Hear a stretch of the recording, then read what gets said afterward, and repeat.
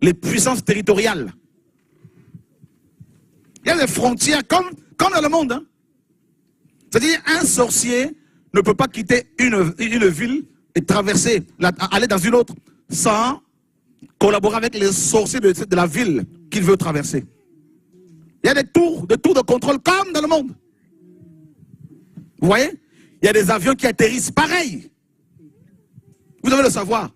Des cargos avec des âmes. Ceux qui ne veulent pas, les gens qui ne veulent pas prier, là, bien comme il faut, là, ben, on les attrape comme ça. Là. Cargo, enchaînés.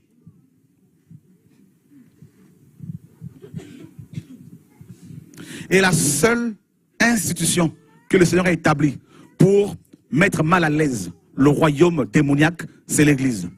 Maintenant, pour renverser ces églises, beaucoup de chrétiens, qu'est-ce que l'ennemi fait? Eh bien, il envoie des sirènes des eaux. Il envoie des Jézabel, hommes ou femmes, des gens qui viennent qui vont dans les assemblées, qui font tout pour approcher celui qui a reçu la vision ou celle qui a reçu la vision. En parlant de femmes que le Seigneur utilise aussi, pas pour protéger les assemblées, bien sûr, parce que c'est pas biblique, mais qui ont des grâces, qui ont des appels pour faire des œuvres ici et là. Des gens qui vont venir mandatés, chargés par le diable. Il y en a qui sont au courant, qui sont missionnés par le diable, qui sont conscients, d'autres sont inconscients. Ils sont manipulés, utilisés par le diable. Ils vont tomber dans l'idolâtrie. Ils vont se focaliser sur celui qui a reçu la vision.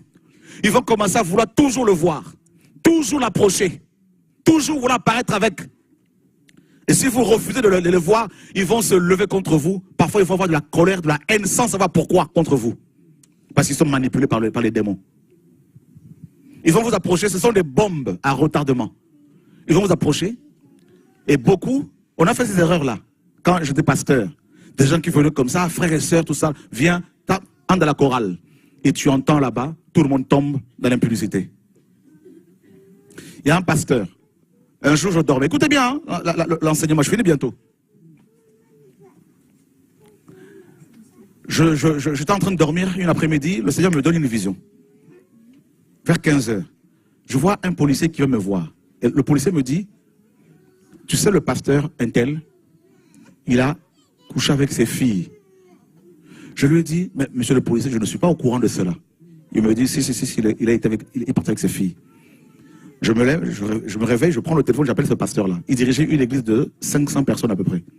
Beaucoup de jeunes, beaucoup de couples jeunes, des gens zélés, tout ça. Là. Je lui dis, pasteur, voilà ce que j'ai vu comme songe, comme vision. Il me dit, non, rassure-toi, je ne suis pas dedans. Ok. Je me recouche.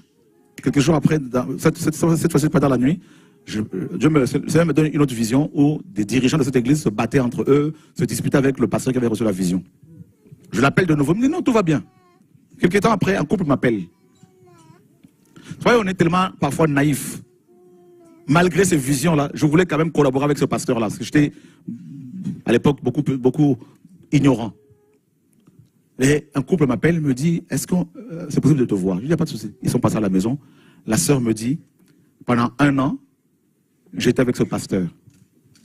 On dormait nus dans son bureau. On se caressait. Elle me dit, je ne suis pas la seule.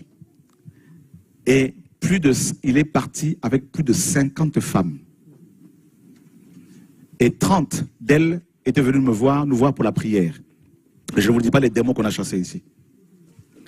Et, frères, sœurs, je me rappelle, on a pris l'avion avec ce pasteur, il était parti au Congo, il partait avec une délégation d'une 30aine de personnes, essentiellement des jeunes femmes, avant que l'affaire n'éclate d'ailleurs. L'avion a failli tomber. Et je dis, Seigneur, le Seigneur me dit, c'est à cause de ce pasteur, parce qu'il ne veut pas confesser. Je dis, Seigneur, je ne veux pas quand même mourir avec ces gens-là. Et on a fait des délivrances ici de ces femmes. Il y en a une qui était internée souvent, qui était devenue folle.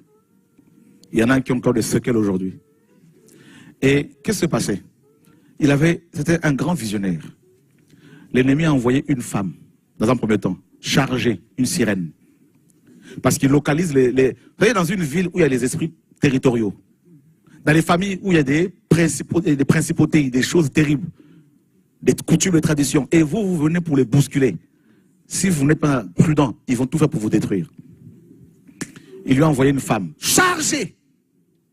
La sœur arrive, elle chante bien, la sœur interprète tout ça. Le pasteur, au lieu de faire attention, c'est pour cela que le Seigneur dit, 3 ans après, il faut bouger.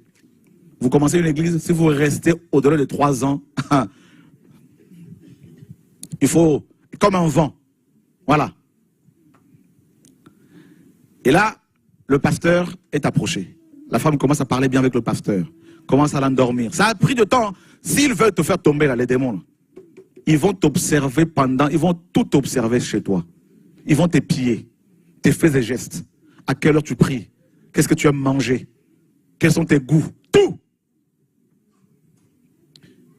L'espionnage, là, ils connaissent. Judas était là-dedans pour espionner. Ben oui. Pourquoi il a livré le Seigneur? Il savait qu'il se retrouvait dans le Gethsémane, non? Ah bah oui. Ils vont tout avoir. Chaque chrétien a au moins, ils ont au moins une liste, hein, sur chaque chrétien, un cahier où tout est consigné, tout ce que tu fais là, tous nos faits et gestes, parce qu'ils nous connaissent. Il aime manger de la viande, il aime manger ci, et la sœur fait telle chose, voilà, chaque jour elle se lève à telle heure pour prier, tout ça, tout. C'est pour cela qu'il faut laisser le Seigneur vous conduire par rapport à la prière. Voilà.